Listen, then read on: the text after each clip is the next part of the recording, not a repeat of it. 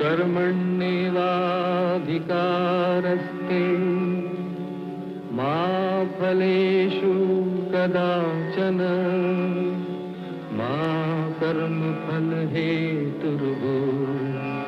मा ते संगोऽस्त्वविकर्मणि।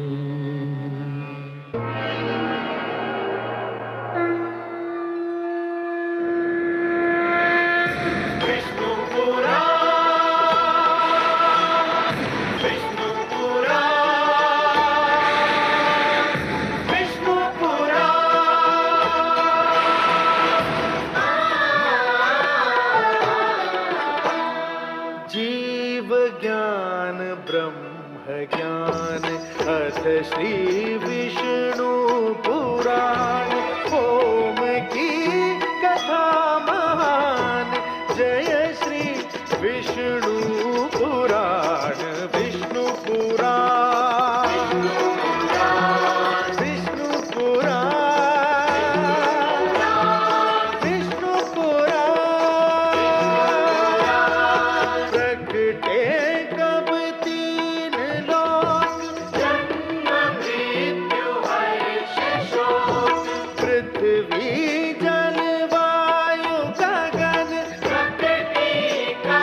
ज्योत अगन।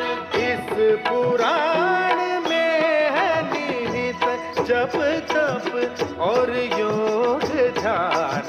विष्णु पुराण विष्णु पुराण विष्णु पुराण। मैं माँ हूं, धरती माँ। अपनी आंखों के सामने घटने वाली घटनाओं को देखकर मेरे मन में दो प्रश्न उठे। पहला ये कि राजा का परिवार क्या होता है और उससे राजा का संबंध कैसा होना चाहिए, और दूसरा ये कि पुत्र ध्रुव की मनोकामना कब और कैसे पूरी होगी। पहले प्रश्न का बहुत संतोषजनक उत्तर मुझे उस समय मिला जब देवर्षि नारद ने महाराज उत्तानपाद को बताया कि राजा का परिवार केवल उसके घर की चार दीवारी तक सीमित नहीं, उसका परिवार उसके समस्त राज्य में फैला होता है और प्रजा ही उसका वास्तविक परिवार है। ये उत्तर सुनकर मैं ये सोचने पर विवश हो गई कि देवर्षि नारद की इस वाणी को आज भुला क्यों दिया गया है और लोग इतने स्वार्थी क्यों हो गए हैं। परंतु दूसरे प्रश्न के विषय में मेरी चिंता ज्यों की त्यों बनी हुई है, क्योंकि जब मैंने भगवान विष्णु को यह कहते सुना कि वे केवल एक भक्त के लिए ईश्वरत्व की गरिमा का त्याग नहीं कर सकते, तो मैं समझ गई कि पुत्र ध्रुव के संकट का समाधान अभी दूर है। संभवतः उसे और दुख झेलना है और परीक्षा देनी है, और ये सोचकर मैं और माता लक्ष्मी दोनों दुखी हैं।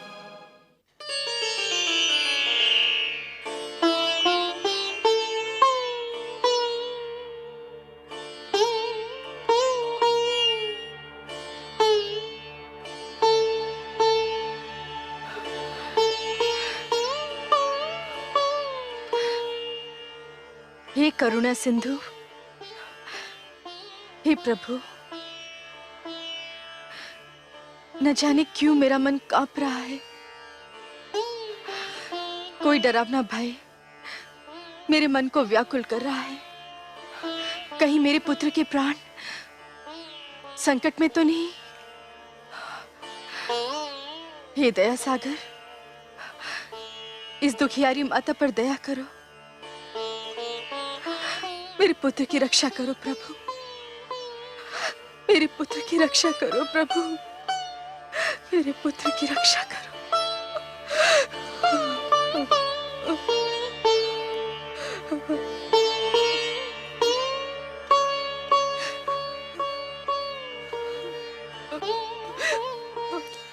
मेरे पाप का दंड मेरे पुत्र को न देना परमेश्वर। उसे कुछ हो गया तो मैं जीते जी मर जाऊंगा।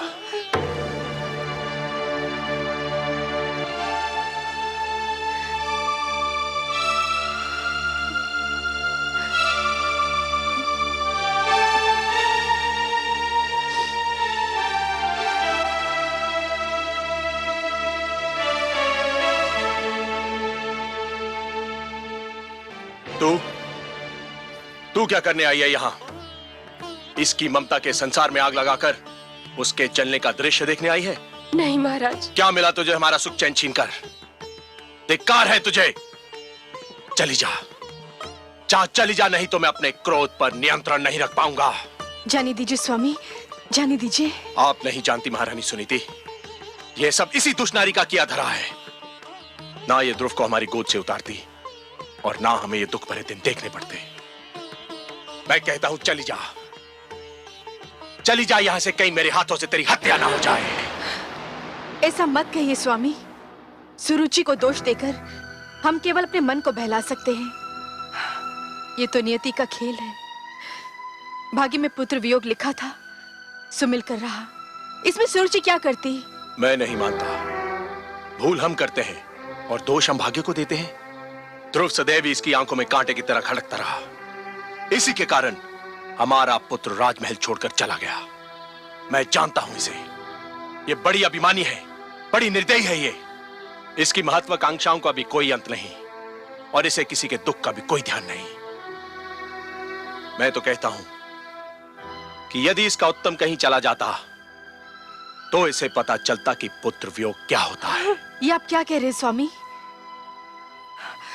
दुखी होने का अर्थ ये नहीं कि कोई अपना विवेक ही खो दे। भगवान ना करे हमारा उत्तम कहीं चला जाए। वही तो इस राजभवन का कुलदीपक है। हमारा एक पुत्र तो न जाने कहां भटक रहा है। आप चाहते हैं कि हमारा दूसरा पुत्र भी हमसे दूर हो जाए? उत्तम केवल सुरुचि का ही पुत्र तो नहीं, वो मुझे भी माता कहकर पुकारता है। आप नहीं जानते, जब मुझे माता कहकर पुकारता है ना, तो घड़ी भर को मैं ये भी भूल जाती हूँ कि मेरा ध्रुव मेरे पास नहीं है।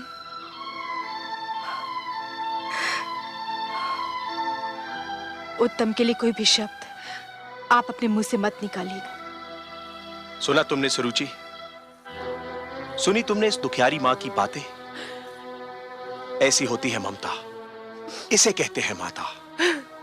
तुमने इसके पुत्र के विरुद्ध क्या कुछ नहीं किया, पर यह तुम्हारे पुत्र के विरुद्ध कुछ भी बुरा सुनने को तैयार नहीं है। तुम इसे दुख देकर कितनी प्रसन्न थी, और ये तो इस विचार से दुखी है कि कहीं तुम्हें कोई दुख न पहुंचे। कितनी महान है ये, और तुम कितनी छोटी हो तुम। धिक्कार है तुम्हें सुरुचि, धिक्कार है तुम्हें।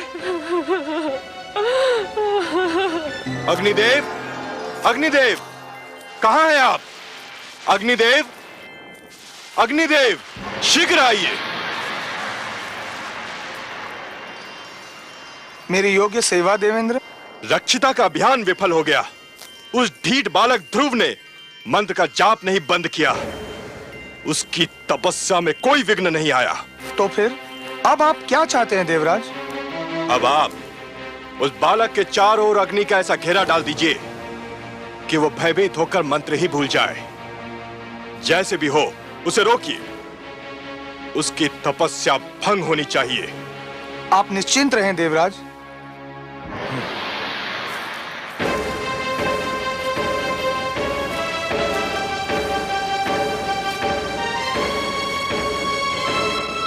ओम नमो भगवते वासुदेवाय। ओम नमो भगवते वासुदेवाय। ओम नमो भगवते वासुदेवाय। ओम नमो भगवते वासुदेवाय।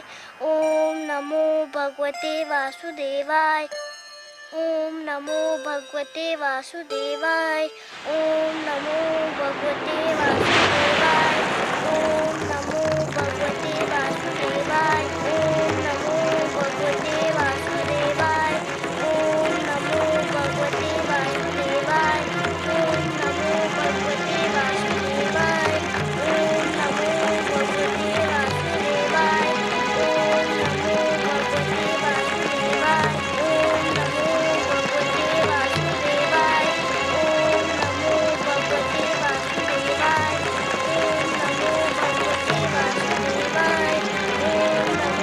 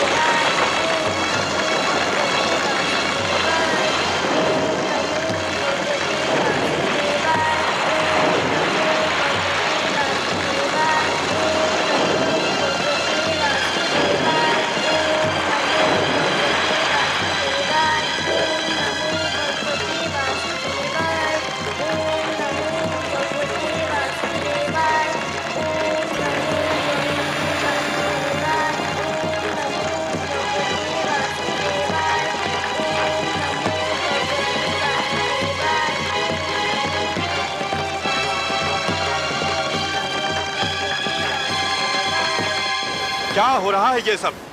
बड़े बड़े शक्तिशाली बलवान दैत्य मेरी शक्ति का लोहा मान गए। बड़े बड़े दानव मुझसे टकराकर चूर चूर हो गए, पर ये छोटा सा बालक किसी के वश में नहीं आ रहा। आप तो बड़े प्रतापी हैं अग्निदेव, आप भी उस नन्हे बालक से हार कर चले आए। क्षमा करे देवराज, परंतु वह नन्हा सा बालक भगवान विष्णु के द्वादशाक्षर मंत्र का जाप कर रहा है। जाप कर रहा है तो क्या? आप तो जानते हैं देवराज, जो भी मन से भगवान विष्णु के द्वादशाक्षर मंत्र का जाप करे उसके शरीर में दैवी शक्ति उत्पन्न हो जाती है। और इस समय ध्रुव के शरीर में मुझसे भी अधिक ताप है। मेरी लपटें उसका कुछ नहीं बिगाड़ सकती। तो उसके और निकट क्यों नहीं गए? उसके सर्वथा निकट जाकर उसे भयभीत करना चाहिए था। असंभव था देवराज, यदि मैं उसके निकट जाता तो स्वयं भस्म हो जाता। और इस समय उसमें जो शक्ति है उसे कोई भी पराजित नहीं कर सकता। नारायण नारायण, आपने सत्य कहा अग्निदेव। ध्रुव के शरीर में जो शक्ति आ गई है उसे कोई भी पराजित नहीं कर सकता, क्योंकि उस शक्ति का नाम भक्ति है। अग्नि, जल, आंधी, झंझा, बाढ़, ऐसी कोई भी विपदा ध्रुव को डिगा नहीं सकती। एक बात कहूं देवराज? कहिए देवर्षि। बात क्या, एक छोटा सा परामर्श है आपके लिए। तो प्रदान कीजिए। अग्निदेव, ध्रुव के पास जो ज्वाला चक्र छोड़ आए हैं वह ध्रुव का तो कुछ नहीं बिगाड़ सकता। हां, वन के निर्दोष पशुओं को अवश्य क्षति पहुंचा सकता है। इसलिए यदि आप उचित समझें तो अपने इस क्रोध की अग्नि को शांत कर लें। आप ठीक कह रहे हैं देवर्षि। अग्निदेव, हमारी चिंता का विषय तो वह बालक ध्रुव है, जंगल के वे निर्दोष प्राणी नहीं। कृपया आप शीघ्र जाइए और जंगल में लगी ज्वाला को शांत कर दीजिए। जो आज्ञा देवराज।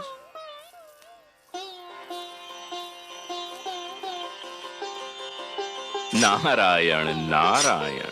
ओम नमो भगवते वासुदेवाय। ओम नमो भगवते वासुदेवाय। ओम नमो भगवते वासुदेवाय। ओम नमो भगवते वासुदेवाय। ओम नमो भगवते वासुदेवाय। ओम नमो भगवते वासुदेवाय। ओम नमो भगवते वासुदेवाय। ओम नमो भगवते वासुदेवाय। ओम नमो भगवते वासुदेवाय। ओम नमो भगवते वासुदेवाय। ओम नमो भगवते वासुदेवाय। ओम नमो भगवते वासुदेवाय। ओम नमो भगवते वासुदेवाय। ओम नमो भगवते वासुदेवाय।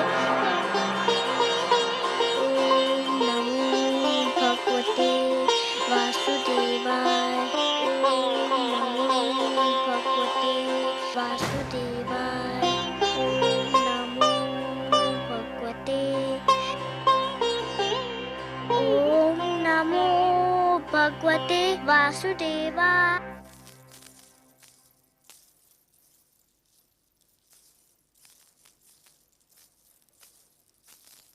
प्रणाम राजगुरु।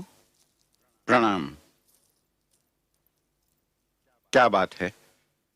आप लोगों के मुख देखकर तो ये लग रहा है कि अवश्य कोई अशुभ समाचार है। हाँ राजगुरु, ऐसा लगता है कि स्थिति नियंत्रण के बाहर हुई जा रही है। क्यों? समस्त राज्य में असंतोष फैला हुआ है। असंतोष? पर क्यों? प्रजा पर तो कोई अत्याचार नहीं हुआ है। प्रजा में यह भावना फैल गई है कि राजकुमार ध्रुव के जाने का कारण महारानी सुरुचि है और उनके विरुद्ध बहुत क्रोध फैला हुआ है। यदि प्रजा का यह क्रोध राजभवन की ओर मुड़ गया तो अराजकता फैल जाएगी। केवल आप ही महाराज को यह परामर्श दे सकते हैं कि वे प्रजा की भावना को शांत करने के लिए कोई उपाय करें। नहीं, महाराज इस स्थिति में नहीं कि वो कोई परामर्श दे सकें या ले सकें। पुत्र वियोग ने उन्हें निढाल कर रखा है। उन्हें तो ये सूचना देना भी उचित नहीं कि राज्य में असंतोष फैल रहा है। परंतु अब क्या किया जाए राजगुरु? कहने को तो देश राजा का ही होता है, उस पर राज्य करना, उसे संभालना राजा का कर्तव्य भी है और अधिकार भी।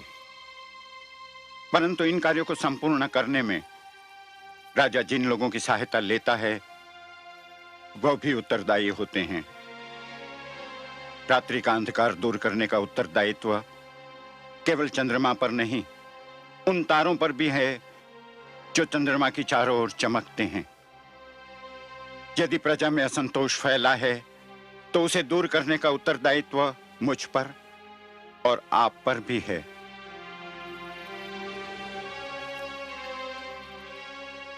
अब प्रजा को समझाइए कि राजकुमार ध्रुव जिस अभियान पर निकले हैं, भगवान से विनती करे कि वो अभियान पूरा हो। ध्रुव का अभियान पूरा हो गया तो सब कुछ अपने आप ठीक हो जाएगा। जाइए और प्रजा को समझाइए कि राजभवन में बिखरे दुख को अपनी भावनाओं से और बढ़ावा न दे और ध्रुव की रक्षा और इच्छा पूर्ति की प्रार्थना करे। जो आज्ञा राजगुरु।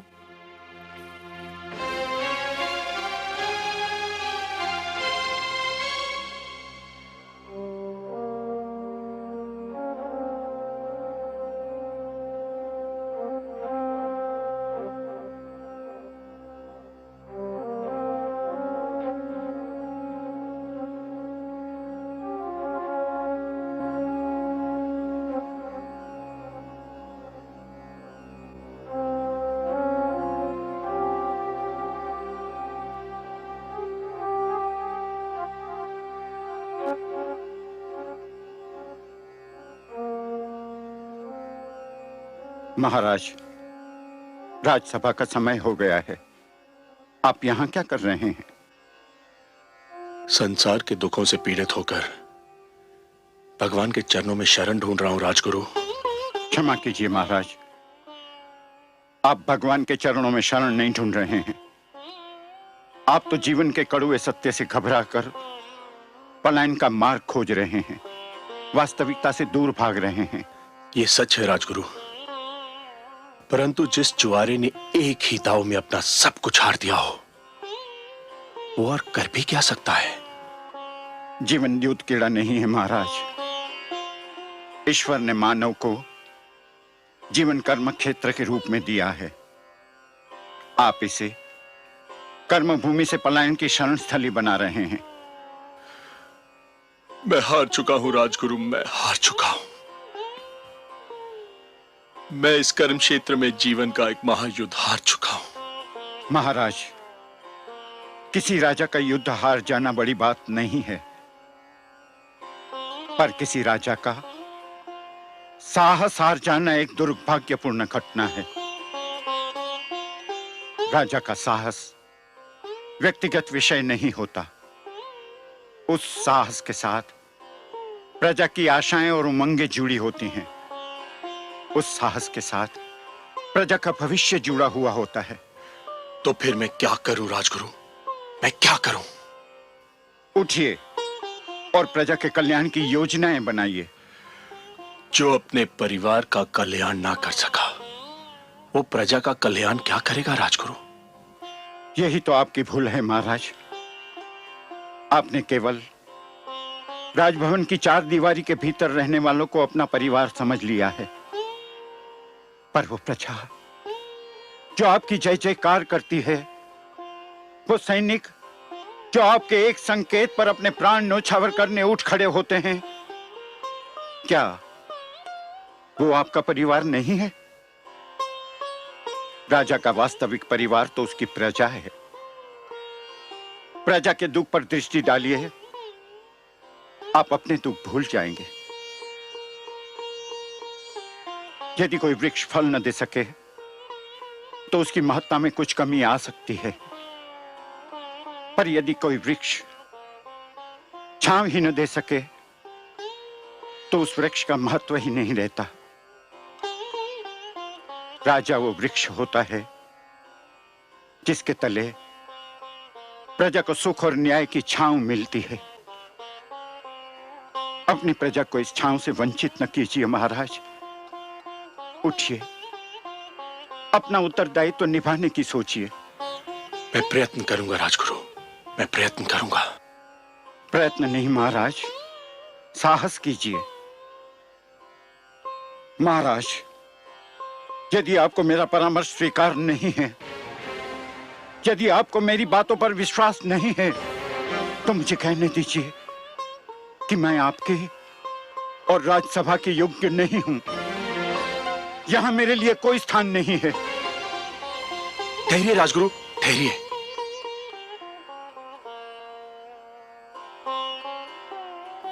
राजगुरु, मैं जीवन में बहुत कुछ खो चुका हूं। यदि आप जैसा महापुरुष और मार्गदर्शक भी मैंने खो दिया तो मैं बिल्कुल कंगाल हो जाऊंगा।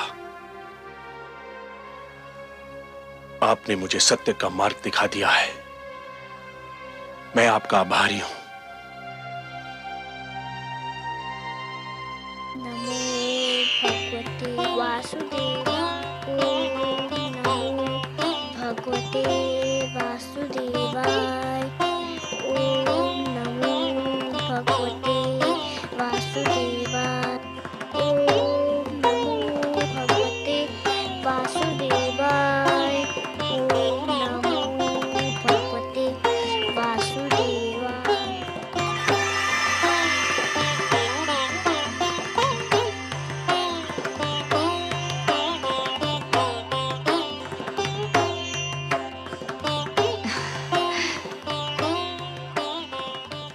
क्या हुआ स्वामी? हे कमल नयन, जब त्रिलोक में उजाला फैलता है, जब धरती पर वसंत झूमता है, जब कमल खिलते हैं, जब पुष्प अपनी सुगंध फैलाते हैं, मैं समझ जाती हूँ कि आप मुस्काए हैं। ये सारे दृश्य आपकी मुस्कान की ही छवि हैं। विधाता ने मुस्कान की रचना ही इसलिए की कि वो आपके अधरों की शोभा बढ़ाए। पर अभी अभी मैंने आपके अधरों पर जो मुस्कान देखी, उसमें एक विचित्र ज्योति, एक अद्भुत प्रकाश दिखाई दिया मुझे। जैसे आपके अधरों से मुस्कान नहीं, किरण फूट रही हो। कोई मुझे आनंद विभोर कर रहा है देवी। अवश्य ही सृष्टि के किसी भाग में भक्ति के प्रकाश का उदय हो रहा है।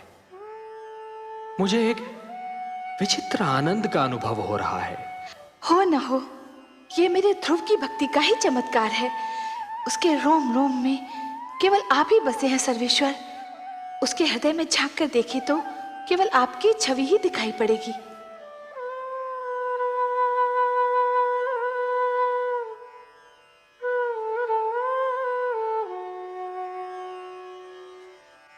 ओम नमो भगवते वासुदेवाय। ओम नमो भगवते वासुदेवाय। ओम नमो भगवते वासुदेवाय। ओम नमो भगवते वासुदेवाय। ओम नमो भगवते वासुदेवाय। ओम नमो भगवते वासुदेवाय। ओम नमो भगवते वासुदेवाय। ओम नमो भगवते वासुदेवाय। ओम नमो भगवते वासुदेवाय।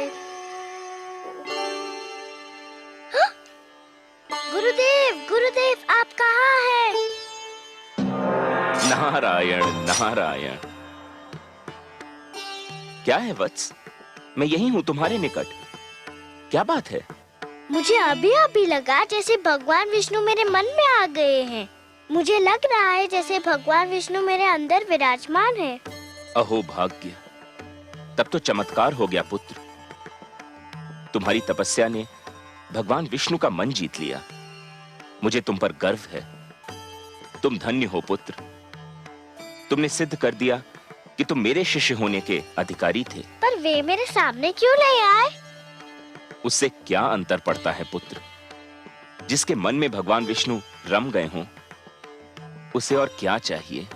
उसका तो जन्म सफल हो गया। तो मेरी बात मानो, मंत्र के जाप को विराम दो, अन्न जल ग्रहण करो और अपने राजमहल लौटने की तैयारी करो। नहीं गुरुदेव, ना मैं मंत्र का जाप छोड़ूंगा, ना कुछ खाऊंगा, ना कुछ पीऊंगा, ना घर जाऊंगा। क्यों? अब और क्या पाने को शेष रह गया है? अभी तो भगवान विष्णु केवल मेरे मन में आए हैं। तो फिर और क्या चाहिए तुम्हें? मैं चाहता हूँ कि भगवान विष्णु मेरे सामने आए, मैं उन्हें देखना चाहता हूँ। किंतु क्यों? मैं उनसे बात करना चाहता हूँ, उनसे कुछ पूछना चाहता हूँ। तुम्हारी मांगे तो बढ़ती जा रही हैं पुत्र, और जैसे जैसे तुम्हारी मांगे बढ़ रही हैं, वैसे वैसे मेरी चिंता बढ़ती जा रही है। क्या पूछना चाहते हो तुम? मैं उनसे पूछना चाहता हूँ कि मुझे मेरे पिताश्री के गोद से क्यों उतारा गया? मुझ पर अन्याय होता देखकर मेरे पिताश्री क्यों चुप रहे? संसार में ऐसा अन्याय क्यों होता है? इसलिए भगवान को मेरे सामने आना ही होगा, नहीं तो मैं यूं ही भूखा प्यासा रहूंगा। सुनो पुत्र, तुम भाग्यशाली हो कि तुम्हें इतना कुछ मिल गया। भगवान विष्णु को प्रसन्न करके उनका मन जीतने वाले तुम पहले सबसे छोटी आयु के बालक हो। अब और हठ न करो। भगवान विष्णु तुम्हारे मन में रम गए हैं तो समझो तुमको मिल ही गए। नहीं गुरुदेव, मैं उनको अपने सामने लाकर ही रहूंगा। उसके लिए जो करना पड़ेगा पुत्र, वो तुमसे नहीं होगा। आप बताइए तो सही, मैं अपने भगवान को देखने के लिए कुछ भी कर सकता हूँ। परंतु उससे तुम्हारे प्राणों पर भी संकट आ सकता है पुत्र। मुझे अपने प्राणों की चिंता नहीं है, मुझे तो बस भगवान विष्णु को देखना है। आप बताइए मुझे क्या करना होगा? नारायण नारायण, न जाने कैसे हठी बालक से पाला पड़ा है। अब इसके बाल हट का मैं क्या करूं? मुझे बताइए ना मुझे क्या करना है। नहीं पुत्र, तुम नहीं कर पाओगे, बहुत कठिन कार्य है। मैं कर लूंगा, आप बताइए तो सही। अच्छा तो सुनो, यदि तुम अपनी इच्छा की पूर्ति चाहते हो तो तुम्हें अपनी श्वास को रोकना होगा। कैसे? सुनो पुत्र, एक बार ओम का उच्चारण करके पूरी शक्ति से अपनी श्वास को अंदर खींचकर मन ही मन ओम नमो भगवते वासुदेवाय का तब तक जाप करो जब तक स्वयं भगवान विष्णु तुम्हारे नेत्रों के सम्मुख साक्षात न आ खड़े हों।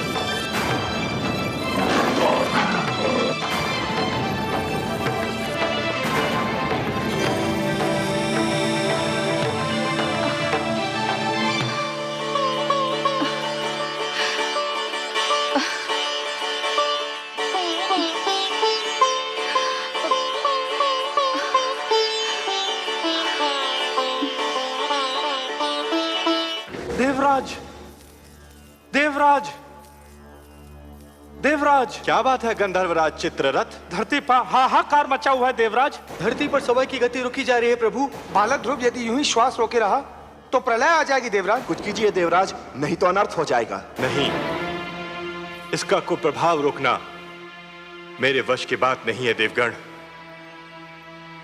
हमें ब्रह्मा जी के पास चलना चाहिए, अब वही इसका कोई उपाय बता सकते हैं।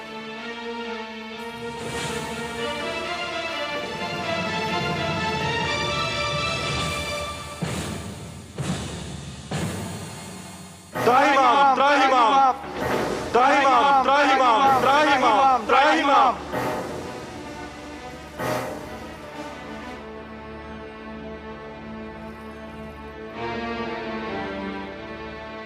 हे ब्रह्मदेव, कोई उपाय कीजिए, नहीं तो बालक ध्रुव के कारण अनर्थ हो जाएगा। उसने श्वास रोककर संसार की सारी गतिविधि ही रोक दी। यह स्थिति थोड़ी देर और रही तो संपूर्ण जगत का सर्वनाश हो जाएगा। जगत की रक्षा कीजिए भाग्य विधाता, मैं क्या कर सकता हूं देवराज? मैं अपनी सीमा लांघकर तो नहीं जा सकता। मैंने जगत की रचना कर दी, यही मेरी सीमा थी। जगत की रक्षा तो केवल वही विश्वाधार, पद्मनाभ, लक्ष्मीपति, करुणा सागर भगवान विष्णु ही कर सकते हैं। और फिर ध्रुव मेरा नाम तो नहीं जप रहा है कि मैं उसे शांत कर दूं। वो तो भगवान विष्णु के मंत्र का जाप कर रहा है।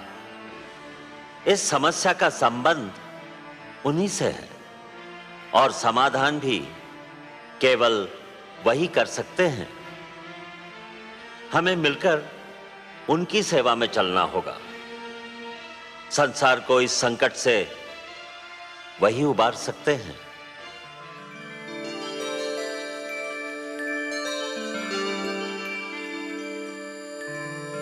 त्राहिमाम त्राहिमाम त्राहिमाम त्राहिमाम। प्रणाम हे नारायण। हे लक्ष्मीपति, हे गोविंद, हे सर्वेश्वर, आपको कोटि कोटि प्रणाम। प्रणाम। हे त्रैलोकीनाथ, सृष्टि की रक्षा कीजिए, नहीं तो आपकी सृष्टि को प्रलय आने से पहले ही एक महाप्रलय नष्ट कर देगी। ध्रुव ने जब से श्वास रोककर द्वादशाक्षर मंत्र का जाप आरंभ किया है, सारे संसार में वायु की गति रुक गई है। प्राणियों के दम घुट रहे हैं प्रभु। ध्रुव को रोकना मेरे वश में नहीं है भगवान। यह कार्य केवल आप ही कर सकते हैं। आप सृष्टि के रक्षक हैं, उसके पालनहार हैं। हम सब विनती करते हैं, आप ही ध्रुव की समस्या का कोई उपाय कीजिए प्रभु। समस्या बहुत गंभीर हो गई है। अब बात केवल एक बालक तक सीमित नहीं रही ब्रह्मा जी। सारी सृष्टि के समक्ष एक संकट खड़ा हो गया है। अब तो हमें जाना ही होगा अपनी सृष्टि की रक्षा के लिए। और फिर किसी और की भांति हमें भी तो ध्रुव के प्राणों की चिंता है।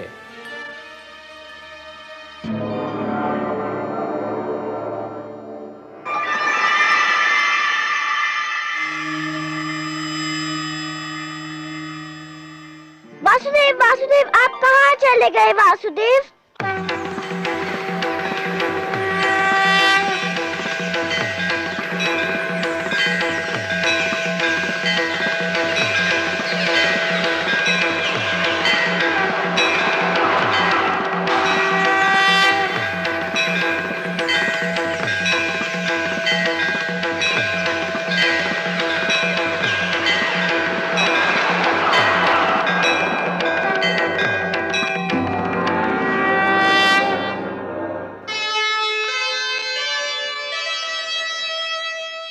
नन्हा सा ध्रुव हो गया, ऐसा भक्त महान, शक्ति दिखाई भक्ति ने, प्रकट हुए भगवान। वासुदेव, मैं कहीं नहीं गया वत्स ध्रुव। तुम मुझे अपने सम्मुख देखना चाहते थे ना?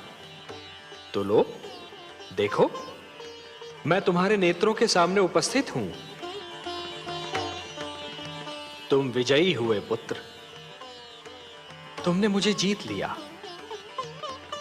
तुम्हारे जैसा तपस्वी न कभी हुआ है और न कभी होगा। तुमने सिद्ध कर दिया कि जीव ब्रह्म का ही एक अंश है और अपनी साधना से ब्रह्म को भी धरती पर ला सकता है। तुमने यह सिद्ध कर दिया वत्स कि सृष्टि की सबसे बड़ी शक्ति है भक्ति। वत्स ध्रुव, अब श्वास लेना आरंभ कर दो पुत्र। अब मैं कहीं नहीं जाऊंगा।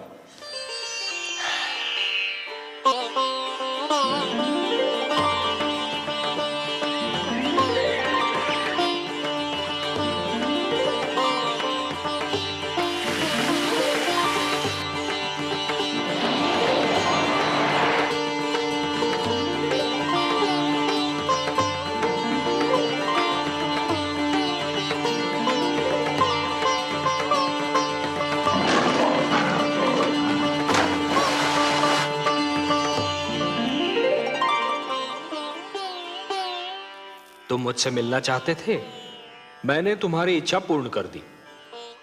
अब अपने माता पिता के पास लौट जाओ। नहीं भगवान नहीं, अभी मैं नहीं जाऊंगा। क्यों वत्स? भी तो मुझे आपसे बहुत सी बातें करनी है, बहुत से प्रश्न पूछने हैं। प्रश्न? मुझसे? भला ऐसे कौन से प्रश्न हैं तुम्हारे मन में? मुझे बताइए प्रभु कि मेरी छोटी माता मुझे अपना पुत्र क्यों नहीं मानती? उन्होंने मेरी माताश्री को दासी क्यों कहा?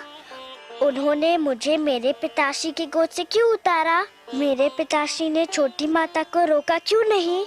बताइए भगवान। अरे अरे अरे अरे अरे, इतने सारे प्रश्न एक साथ?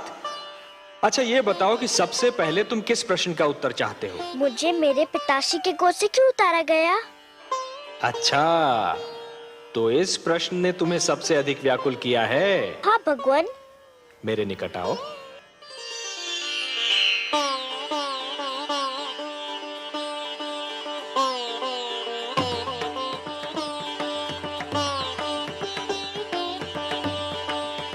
और निकट आओ वत्स।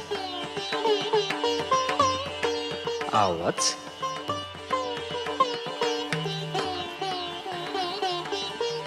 मेरी गोद में बैठ जाओ।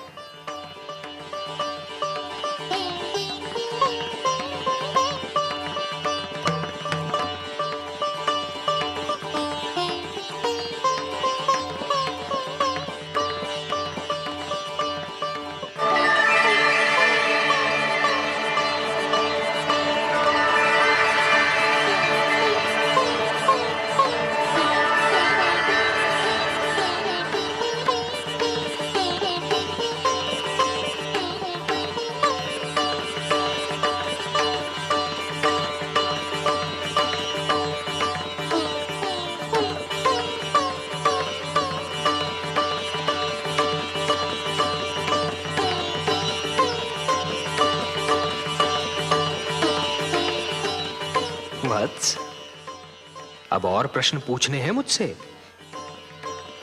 कुछ नहीं पूछना प्रभु, अब कुछ नहीं पूछना। अब तो मुझे हर प्रश्न का उत्तर मिल गया है। मेरे चारों ओर ज्ञान का प्रकाश फैला हुआ है। मैं वहाँ हूँ जहाँ केवल मैं हूँ और आप है। अच्छा वासुदेव। ओम पूर्णमदः पूर्णमिदं पूर्णमुदच्यते पूर्णस्य पूर्णमादाय पूर्णमेवावशिष्यते। अब ना कोई कामना है ना कोई इच्छा। आपकी गोद में आकर लगता है इसके सिवा हर वस्तु तुच्छ है। अब मुझे कुछ भी नहीं चाहिए। मुझे मेरा ठिकाना मिल गया, मेरा घर मिल गया।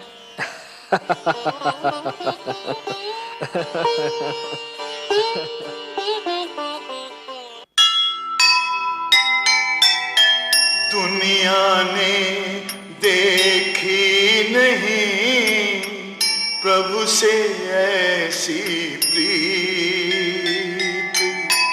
नन्हे बालक ने लिया वासुदेव को जीत।